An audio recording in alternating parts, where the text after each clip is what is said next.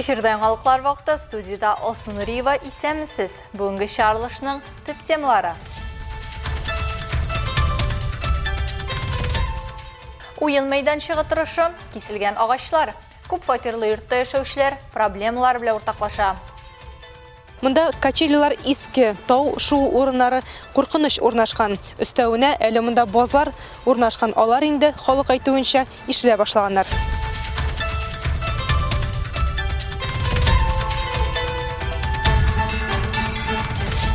Бизнес өчен яңа мөмкинлекләр, әлбәттә, яңа департамент ачылды. Благодаря нашей с вами совместной деятельности сделаем мир лучше.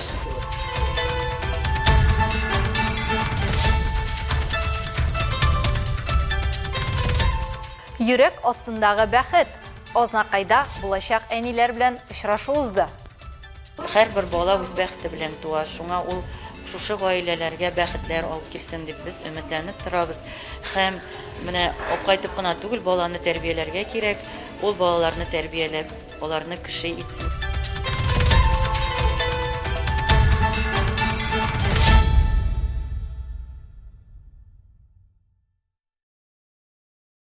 Бүген Әлмәт районында үлем белән тәмамланган юл транспорт хәрәкәте теркәлде. Беренчел мәгълүматлар буенча Әлмәт Мөслим автоюлының 10-нчы чакрымында 77 яшьлек Лада автомобиле йөртүчесе юл чатында булмаган килеш кирегә борылырга тели. Нәтиҗәдә шул ук юнәлештә барган Лада машинасын узырга чыккан Ситрак йөк автомобиле белән бәрелешә. Нәтиҗәдә җиңел автомобиль йөртүчесе һәм аның 77 яшьлек пассажиры урында ук вафат була. Хәзерге вакытта юл транспорт хәрәкәте шартлары ачыклана. Урында автоинспекторлар эшли. Дәүләт автоинспекциясе барлык юл хәрәкәтендә катнашучыларны юл хәрәкәте кагыйдәләрен тайпылышсыз үтәргә чакыра. Хәлгә ачыклык кертү өчен юл транспорт хәрәкәте урынына Әлмәт шәһәре прокуроры урынбасары Сергей Карамзин да килә.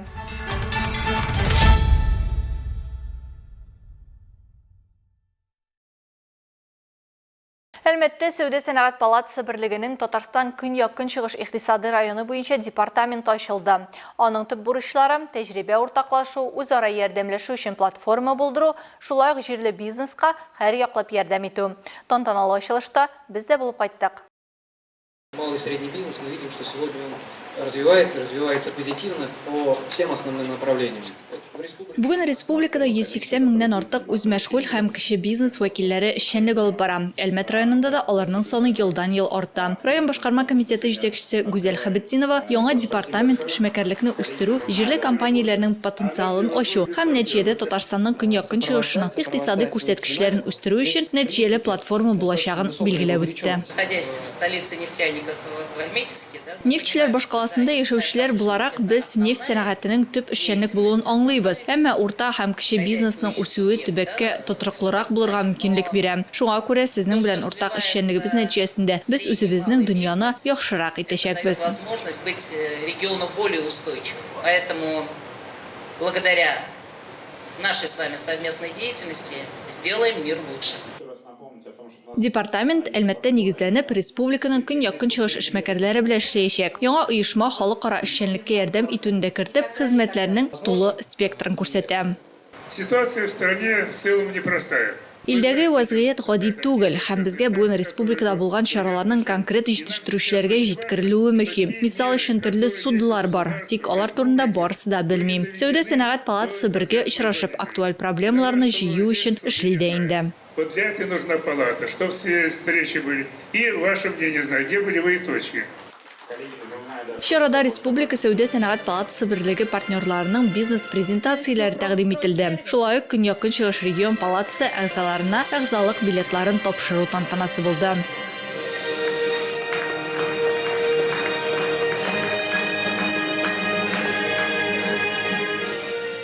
Катнашучыларга Татарстан Сәүдә сәнәгать палатасы күрсәтә торган хезмәтләрнең киң спектры турында сөйләделәр. Алар арасында эшлекле дуслыкны җайга салуда, тышкы икътисади эшчәнлеккә ярдәм итү, экспертиза һәм сертификация, бәяләү, маркетинг һәм мәгълүмати ярдәм күрсәтү. Расширение сотрудничества до масштабов. Хезмәттәшлекне Татарстанның көньяк көнчыгышындагы бөтен агломерация масштабларына кадәр киңәйтү, эшмәкәрләргә сату һәм партнерлыкның яңа базарлары, тәҗрибә алмашу аша алдынгы практикаларга ирешү мөмкинлеге бирәчәк. Шулай ук департамент белем бирү программалары, эшлекле миссияләрне эшмәкәрләр белән нетворкинг очрашулар оештырачак. Программ деловых миссий, нетворкинг сессий, встречи с предпринимателями и так далее.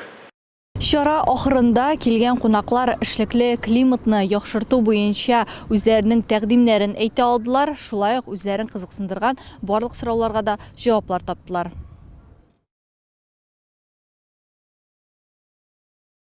Büyük җиңү көненә нәкъ бер ай вакыт калып бара. Шәһәр һәм район территориясендә җиңү көне уңаеннан тантаналы чаралар планлаштырыла. Әлеге масштаблы чараны югары дәрәҗәдә үткәрү мөһим. Шул ук вакытта халык өчен максималь куркынычсызлыкны тәэмин итәргә кирәк дип билгеләп үтте. Утырыш барышында район башлыгы вазифаларын башкаручы Роза Әфләтунова. Полиция башлыгы урынбасары Ленар Рахматуллин полиция хезмәткәрләренең шәхси һәм җитәкче составы хезмәтнең көчәйтелгән версиясенә күчереләчәген хәбәр итте. Моннан тыш хокук сакчылары килгән хәбәрләргә оператив җавап бирү максатыннан көчәйтелгән тикшерү оператив төркеменең кизү торуын оештырачакбыз диде ул. Шулай ук очрашу барышында 5 майдан 9 майга кадәр җиңү парадының генераль репетицияләре булачагын әйттеләр. Юллар көндезге сәгать 1-дән кичке 5-кә кадәр ябылачак.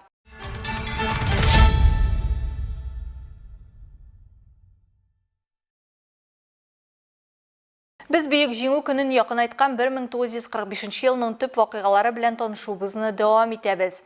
Моннан 80 ел элек 9 апрель тарих битләренә 3-нче Белоруссия фронты гаскәрләренең дошман группировкасын тармар итеп Кёнигсберг шәһәрен һәм крепостен алуы белән кирип кала. Шул хөрмәткә бу көнне Мәскәү совет гаскәрләренә 324 орудиедан торган 24 артиллерия залпы белән салют ясыйлар. Кёнигсберг Советлар Союзында яулап алынган өчен медаль булдырылган дәүләт башкаласы булмаган бердән-бер шәһәр. Аны штурмлаган өчен 760 мең совет сугышчысы Кёнигсбергны алган өчен медале белән бүләкләнә. 216 сугышчыга Советлар Союзы герое исеме бирелә. Кызыл байраклы Балтык флоты авиациясе пиллауда дошман корабларын бомбага тота. Авиация һөҗүме нәтиҗәсендә Зейтлиц авыр крейсеры батырыла. Дошманның башка 6 су транспорты, эскадра мина йөртүчесе, танкеры һәм 3 ярдәмче судносы юк ителә яки эштән чыгарыла.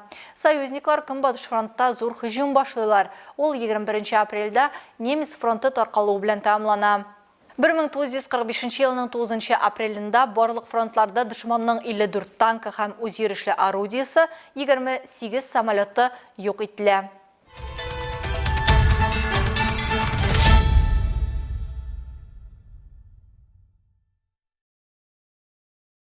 Башка темаларга. Толстой урамы 3-нче йортта яшәүчеләр йортның территориясен тәртипкә китерергә, шулай итеп аны җәйге сезонга әзерләргә тели.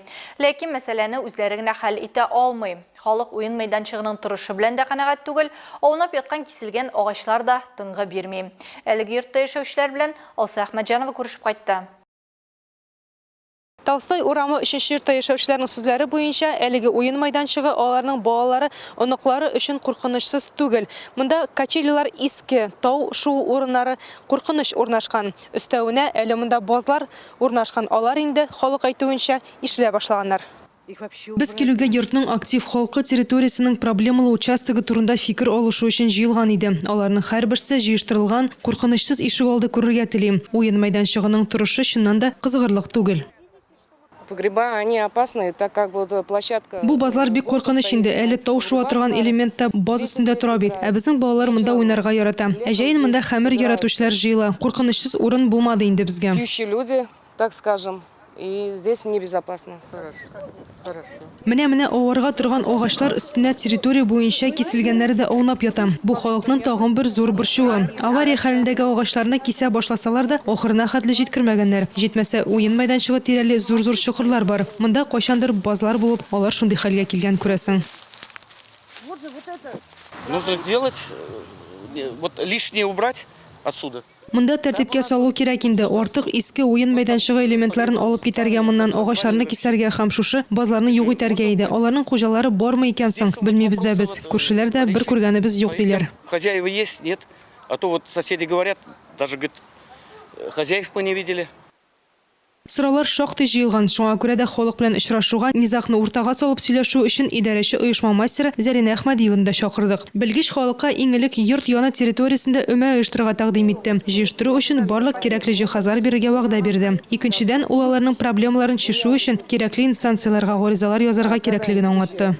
Установка детской площадки, управляющей компании, то есть Балалар мәйданчыгын урнаштыру безнең вазифага керми, ләкин финанслау чыганагы табылса, без мәйданчык урнаштырырга ярдәм итә алабыз. Без әлеге уен мәйданчыгын төзәтә генә алабыз. Әгәр халык гомумән демонтажларга дисә, ансында эшлибез. Шулай ук бу урында җылылык шелтәре уза, ягъни анда яңа балалар мәйданчыгы урнаштыру мөмкинлеге юк. Хәзер алар безнең директор исеменә хат язалар, анда үзләренең барлык үтенечләрен язалар, аннары хат буенча без безгә кагылышларын үзебез хәл итәбез, юк икән башка тиешле оешмаларга җибәрәчәкбез. нет возможности установить новую детскую площадку. Они хотят написать письменное заявление, то есть все свои просьбы выразить правильно в этом письме, а потом уже мы, естественно, на имя директора управляющей компании, потом это письмо. Какие-то есть наши вопросы, мы сами рассмотрим, а если какие-то общие вопросы, то мы направим в организации. Гомумән алганда, торак кодекс нигезендә идарәче компаниянең төп бурычларына йорт яны территориясенә хезмәт күрсәтү, тротуарларда, газоннарда, балалар һәм спорт мәйданчыкларында тәртип саклау, урыннарны чистарту һәм юу, кече архитектура формаларының торышын күзәтү керә. Әгәр проблема килеп чыкса, беренче чиратта идарәче компанияга язмача гариза белән мөрәҗәгать итәргә кирәклеген күрсәтә. Әгәр дә билгеле бер вакыт эчендә халык хезмәт күрсәтүче оешма эшеннән канәгать булмаса, алар аны үзгәртергә хокуклы. Алсу Әхмәтҗанова, Рамил Базартинов, Яңалыклар вакыты Луч, Әлмәт телекомпаниясе.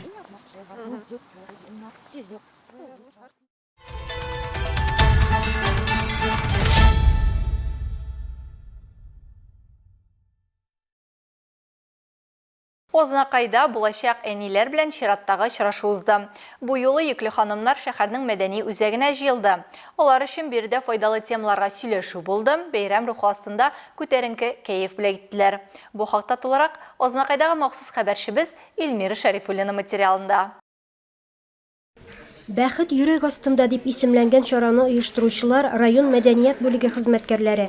Максаты җәмгыятьтә ана һәм балаларга сакчыл мөнәсәбәт формалаштыру хисабына балалар туу санын арттыруга ярдәм итү.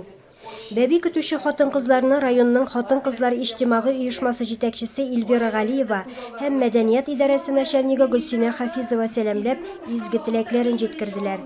Районда алып барылган чараларны билгеләп уздылар. Bu çara indi rayın xатын-кызлар оешмасы тарафından indi yıl davamında alıp barıla. Bu bizning indi балалар бакчаларында да, мәдәният учрежденияларында да, яшьләр үзәге, шулай ук мәгариф системасы, мәдәният, ЗАГС бүлеге, булар бөтенебез менә бергә булып бердәм шушы эшне алып барабыз. Бүген бассейнда безнең yüзү оештырылган инде тренер белән һәм ул безнең һәр атнада булачак шушы ай 2 көн бер атнасына 2 көн бу айда инде яңадан ул безнең гел бөтенләй калачак ел дәвамында һәрбер хатын-кызга безнең авырлык хатын-кызларыбызга бәбәй көтүчеләргә дибез инде.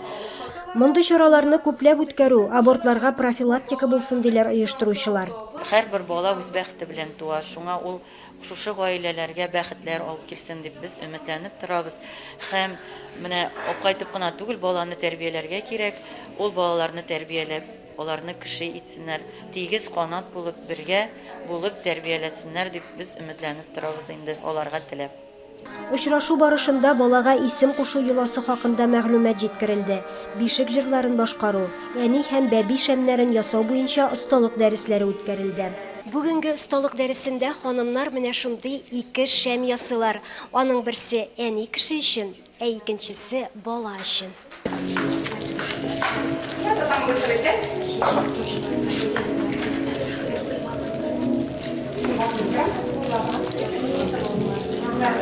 Шулай ук сулыш күнекмәләре дә бирелде.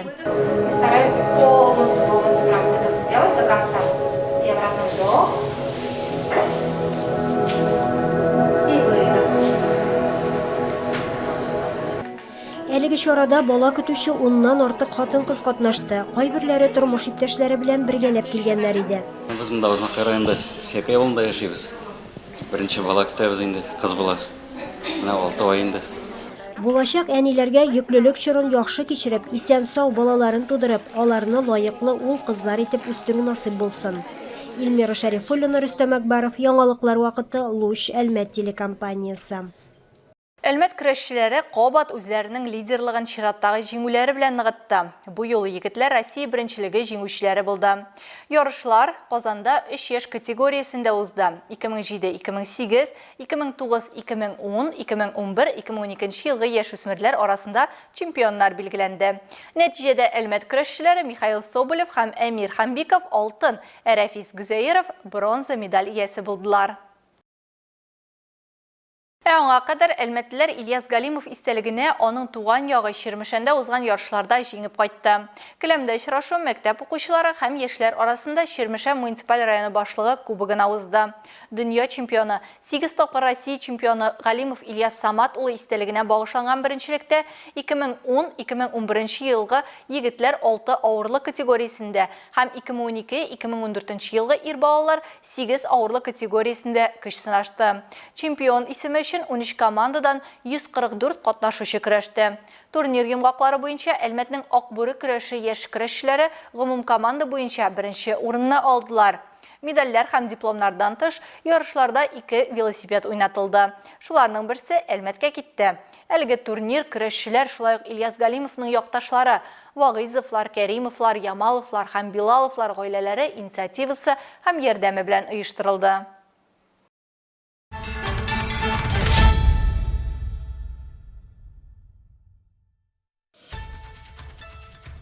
Хөрмәтле тамашачыларыбыз, яңалыклар чыгарылышының туры трансляциясын сез ВКонтакте социаль шелтәренә кереп, Луч Әлмәт төркемендә сәгать кичке 7-дә карый аласыз.